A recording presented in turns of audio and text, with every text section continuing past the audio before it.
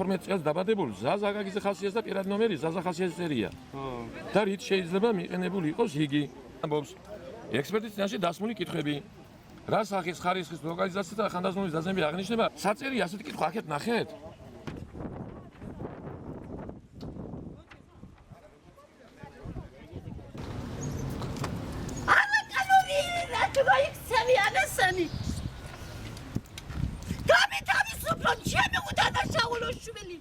ვინც დამნაშავეა ის დააკავონ პირველი და მოსამართლე ყველა მკალბი ექსპერტიზა მიიღეს ამაზე პასუხი უნდა აგონდა ასაკედია იმათთვის ეს კალები საერთოდ გოგოს მაგივრად ბიჭის ვიღაც ზაზა ხასიათს წერდა მე თხოვნით მიმართავ გენ ინსპექციას რათა კონტროლზე აიყვანოს პროკურორი მაია ჯაბუას გამომძიებელი ვახტანგ შამათავასა და ადვოკატ ჯიტა გულუას მიერ ყველა გაყალბებული ექსპერტიზის პასუხები.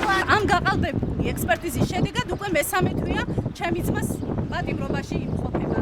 ჩვენ მოვითხოვთ ძალადობის მუხლი მოეხსნას, რადგან ჩემი ძმა არ არის მოძალადე, ჩვენ ის რძლად მოვიყვანეთ და არა ძალადობისთვის. ჩემი უდანაშაულო შვილი გაანთავისუფლო.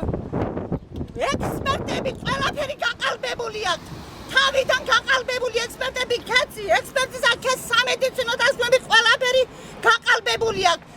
ეს გოგო გამონჯიბლის მიერ პირველად დაიკითხა მიმდინარე წლის 22 თებერვალს, სადაც მას არაფერი არ უთქვამს გაუკუხმარდებულ სქესობრივ კავშირსა და გაუპატიურებაზე. მიუხედავად ამისა, ის მალულად გამონჯიბლისგან მალულად მივიდა ექსპერტთან დამოუკიდებლად, შეიტანა განცხადება და ჩაიტარა სასამართლო სამედიცინო ექსპერტიზა.